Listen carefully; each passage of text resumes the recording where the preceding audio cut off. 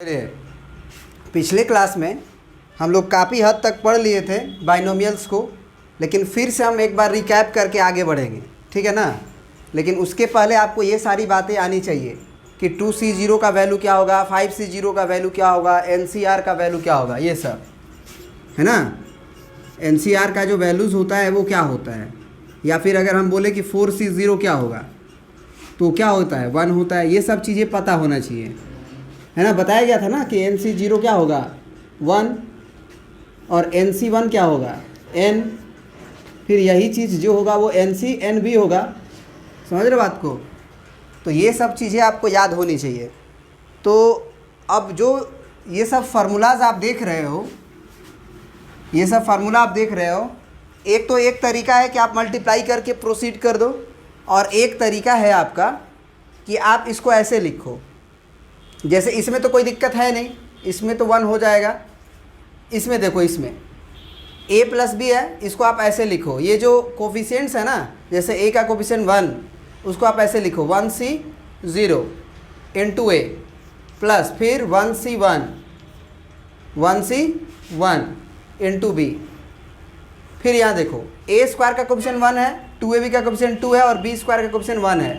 तो ये कोफिशिएंट्स को हम लोग कैसे लिखते हैं, कोफिशिएंट्स को ही लिखने का ये तरीका है केवल। जैसे पावर 2 है तो अब 2C0 हो जाएगा, 2C0 a स्क्वायर। फिर आपका क्या हो जाएगा, 2C0 के बाद 2C1, फिर a और b, फिर प्लस, फिर 2C2 और केवल b का स्क्वायर। फिर अगर इसको लिखना है तो क्या लिखेंगे, यहाँ 1 है, पावर 3 है, तो पावर 3 से ही हम शुरू करते हैं, जैसे 3C0 से शुरू होगा। समझ रहे हो बात को। तो 3C0 a का पावर 3, फिर प्लस, फिर ये 3 लाने के लिए हम क्या करेंगे, 3C0 से स्टार्ट करेंगे और 3C3 पे जाएंगे। अब 3C1 हो गया, और a का पावर 2 1 बढ़ता है ना, और b का पावर 1 बढ़ता है, सॉरी a का पावर 1 घटता है और b का पावर 1 घटता है, पता है ना। बोलो, 3 में से 1 गया 2, ऐसे भी सोच सकते हो कि 3 में से 1 घटा 2, अब b का जो पावर होता है ये चला जाता है। फिर अगला 3C1 के बाद क्या होगा, 3C2। अब 3C2 लिख दिए। अब a के पावर क्या होगा, 3 में से 2 घटाओ, कितना आएगा 1, और b पे पावर c का लोअर सफिक्स चला जाता है, प्लस, फिर आपका 3C3 होगा, और a का पावर 3 में से 3 गया 0, यानी कि 1 हो जाएगा वो, a का पावर 0 और b का पावर 3। अब तुम देखोगे कि ये सारे वैल्यूज़ जो हैं वो इक्वल हो जाएंगे।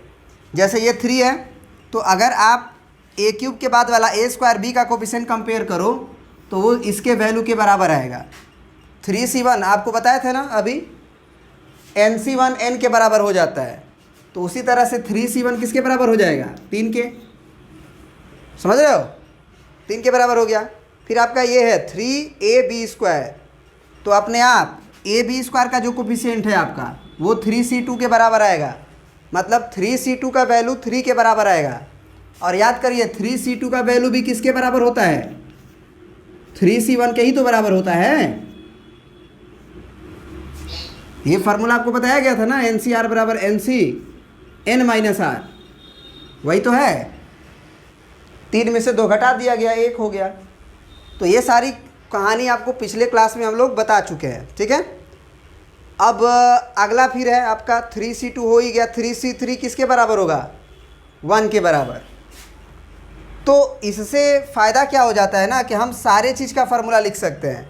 सॉरी, यहाँ पे गलती हुआ है, यहाँ 1 का पावर 4 होगा। अगर पावर 4 से शुरू हुआ है तो हम कहाँ से शुरू करेंगे कोफिशिएंट्स लिखने, 4C0 a का पावर 4 प्लस, फिर 4C0 के बाद 4C1। ये वाला तो आप जानते ही हैं कि एक पावर 4 में से 1 जो घटता है वो जाता है a पे, पहला पे, प्लस के पहले वाला पे, और b पे जो पावर होता है वो कहाँ जाता है, 4 में से 1 नहीं बल्कि डायरेक्ट c का लोअर सफिक्स लिख देते हो आप। फिर प्लस 4C1 के बाद 4C2, और a का पावर 4 में से 2 घटाइए 2 आया, और b का पावर c का लोअर सफिक्स, फिर प्लस 4C3 लिखें आप, ए का पावर क्या होगा, 4 में से 3 घटेगा 1 आएगा, और बी का पावर ये सी का लोअर सफिक्स प्लस 4c4, ए का पावर 4 में से 4 गया 0, 1 हो जाएगा, और बी का पावर 4। अब सारे कोफिशिएंट को मैच कराओगे आप, ये 4 इससे मैच कर जाएगा, देख लो 4c1 का वैल्यू 4 आएगा, 4c2 का वैल्यू निकाल के देख लो वो 6 आएगा, 4c3 का वैल्यू आपका जानते हो 4c1 के बराबर होगा, और 4c1 4 के बराबर होता है, मैच कर रहा है, और लास्ट में 4c4 1 आएगा, यहाँ भी 1 छुपा हुआ है। तो इस तरह से हम सारे चीज़ का फॉर्मूला लिख सकते हैं। समझ में आ रही है बात? एक जरा 10c0 पावर 10 वाला लिखते हैं, फिर आपको फिर आगे बढ़। चलिए एक फार्मूला आप हमें बताएं, a प्लस बी का पावर हम 10 लिखना चाहते हैं, बोलिए कहाँ से शुरुआत होगा, 10c0 से ना, 4 है तो 4c0, 3 है तो 3c0 है ना यहाँ पे। अब 10 है तो जरा बताइए आप हमको, बोलिए आप लोग। 4c0 नहीं 10 है, पावर 10 है,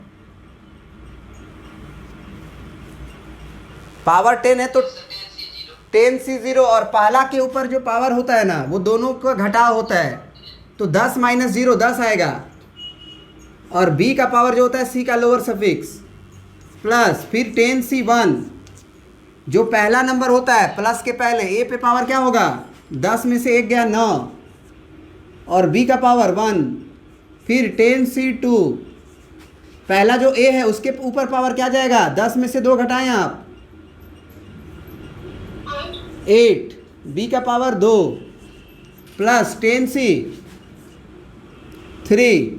a का पावर 10 में से 3 घटाओ 7, b का पावर 3।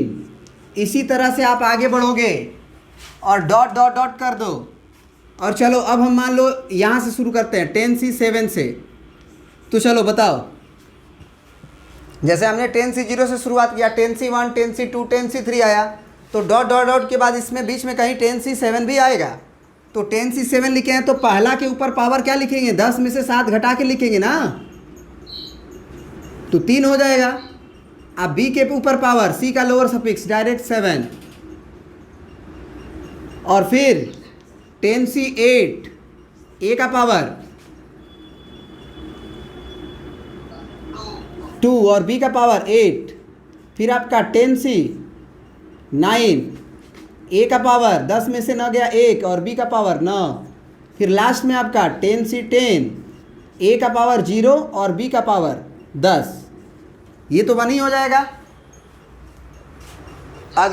अगर आप इसे सिंप्लीफाई करें तो कर सकते हैं, लेकिन आप इसको ऐसे भी छोड़ सकते हैं। समझ रहे बात को? तो अब यहाँ से देखो, यहाँ से जो है ना हम बहुत कुछ सीखने वाले हैं, बता देते हैं, बहुत कुछ सीखने वाले हैं। इसको सिंप्लीफाई करने की कोई आवश्यकता नहीं है, आंसर इसी तरह रहेगा। फिर भी कह रहे हो तो कर देते हैं, आंसर इसी तरह रहेगा। आप सारे को थोड़ी मल्टीप्लाई किया जा सकता है, वैसे कर देते हैं, तुम बोल रहे हो तो। अब देखो 10c0 का वैल्यू क्या हो जाएगा, डायरेक्ट बोलो। ये तो जानते हो ना कि 10c0 है तो डायरेक्ट 1 हो जाएगा। ये वैल्यू ये सब याद रखे रहो कि nc0 डायरेक्ट 1 होता है, और nc यही nc n के भी बराबर होता है। फिर nc अगर 1 रहेगा तो वो n के बराबर होगा, और यही वैल्यू आपका nc n-1 के भी बराबर होगा, क्योंकि आपको बताया गया है NCR किसके बराबर होता है। ये सारे इसीलिए ना पहले ही बता दिया गया आपको, इस पर क्यों ज़्यादा समय दिया गया, इसी के लिए कि आप जल्दी जल्दी कर पाएँ, कन्फ्यूज़न ना हो। चलिए, तो ये हो गया 10c0 1 डायरेक्ट, तो ये a का पावर 10 बचेगा, क्योंकि b का पावर 0 भी 1 ही हो जाएगा। फिर 10c1 डायरेक्ट हम 10 लिख सकते हैं, a का पावर 9b। फिर अगर 10c2 है, अगर आपको समझ में नहीं आ रहा क्या करना है, तो आप तो ये जानते हैं कि 10 का गुना कम करते हुए 2 तक जाएंगे, 2 टर्म तक, तो 10 गुना 9 डिवाइडेड बाई 2 गुने 1, याद आया कुछ? a का पावर 8 b का पावर 2, 2 5 10 कट जाएगा। फिर प्लस 10c3 लिखना है तो 10 गुना 3 तक, 3 कम करते हुए 10 गुना 9 गुना 8 डिवाइडेड बाई 3 गुना 2, क्योंकि 3 का फैक्टोरियल होता है। ऊपर बोलता है कि 10 का गुना 3 कम करते हुए ले जाओ 3 को तक, और नीचे का फैक्टोरियल लिख दो, तो 3 गुना 2 गुना 1। समझ रहे बात को?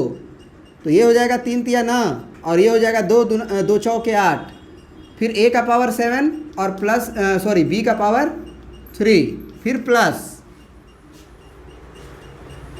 बोलिए जरा क्या होगा आगे? डॉट डॉट डॉट लिखे हैं ना, तो आप भी डॉट डॉट लिख दो। अब 10c7 का वैल्यू बताना है, तो जरा बताओ 10c7 का वैल्यू 10c3 के बराबर होगा कि नहीं होगा? 10c NCR का वैल्यू NCn-R के बराबर होता है। Yes sir. तो अगर आप देख रहे हैं कि यहाँ 7 है तो 10 में से आप 7 घटाइए, 3 आया, तो आप यहाँ पे 3 भी लिख सकते हैं, मतलब 10c3 के ही बराबर होगा। और 10c3 का वैल्यू आप निकाले हुए हैं यहाँ पे, यही ना है? 10c3 ही तो ऑपरेट किए थे आप, 10 गुना 9 गुना 8 और 3 गुना 2 गुना 1।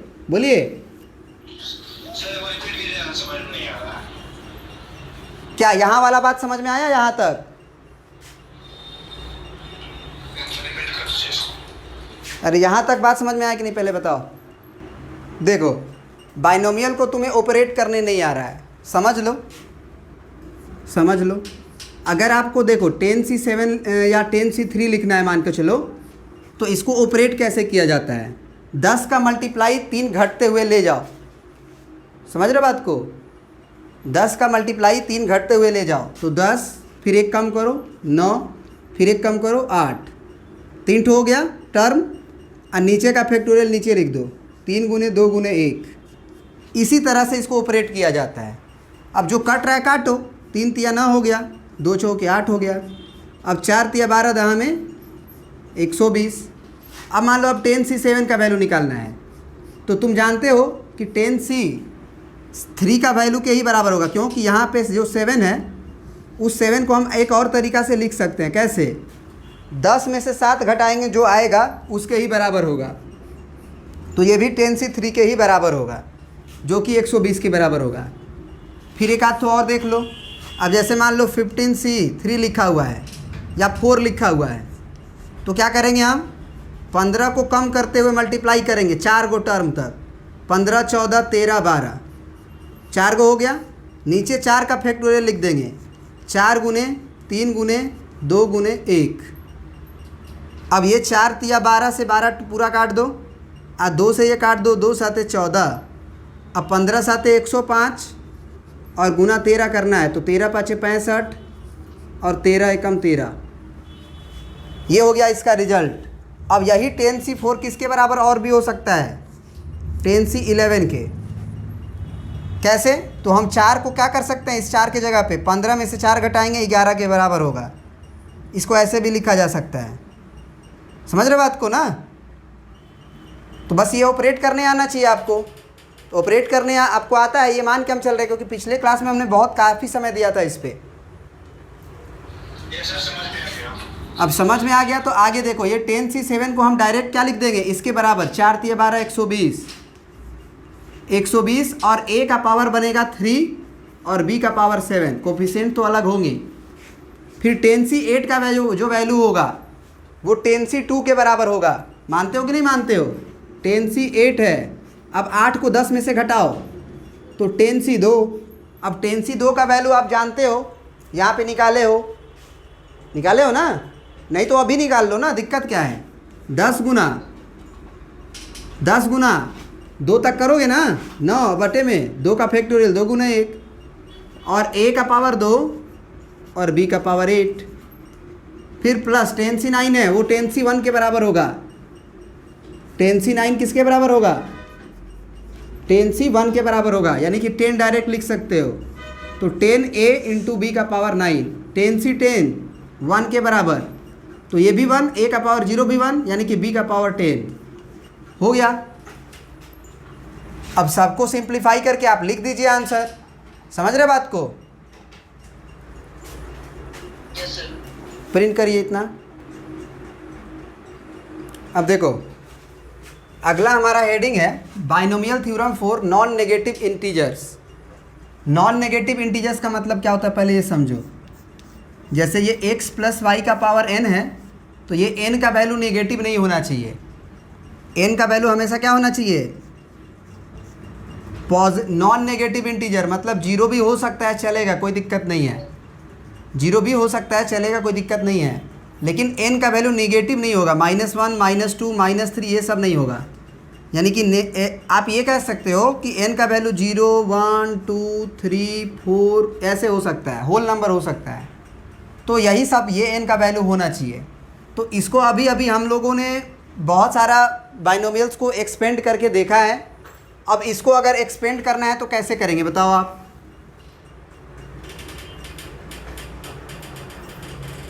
आपको याद है ना कि अगर पावर n है तो शुरुआत कहाँ से होगा? NC 0 से। Yes sir, NC 0। और जो पहला है प्लस के पहले पहला, उसका पावर घटेगा दोनों में से n-0, और y का जो पावर है सेकेंड वाला, उसका पावर c का लोअर सफिक्स 0। ये बार बार लिखो आप, जितनी बार लिखोगे उतनी बार प्रैक्टिस होगा। अभी तक हम कितनी बार लिख चुके हैं, और आप नहीं लिखोगे तो बार बार हमें लिखना पड़ेगा ताकि आप लिख पाओ। इसीलिए हम बोल रहे हैं कि आप बहुत बार इसे लिखो। 10C 0 है, 10C 1 लिखेंगे आप, x भी लिख देंगे, y भी लिख देंगे। y का पावर c का लोअर सफिक्स और x का पावर, दोनों का डिफरेंस 9, सॉरी 10 तो नहीं लिखेंगे अभी, 10 थोड़ी है, n है ना, n होगा। तो NC 1 होगा, और यहाँ पे आपका n-1 होगा। फिर उसी तरह से NC 2 होगा, x के ऊपर पावर n-2, y के पावर c का lower suffix plus dot dot dot. फिर आप लास्ट में लिखोगे क्या बताओ आप? NCn, x के पावर नहीं होगा, 0 हो जाएगा। तो अब तो वो समझ ही गए हो कि x का पावर 0 हो गया, केवल y का पावर बचेगा, और y का पावर n जाएगा क्योंकि वो c का लोअर सफिक्स जाता है। समझ में आई बात? सर अब यहाँ पे ना, यहाँ पे एक बात पकड़ने की ज़रूरत है तुम्हें।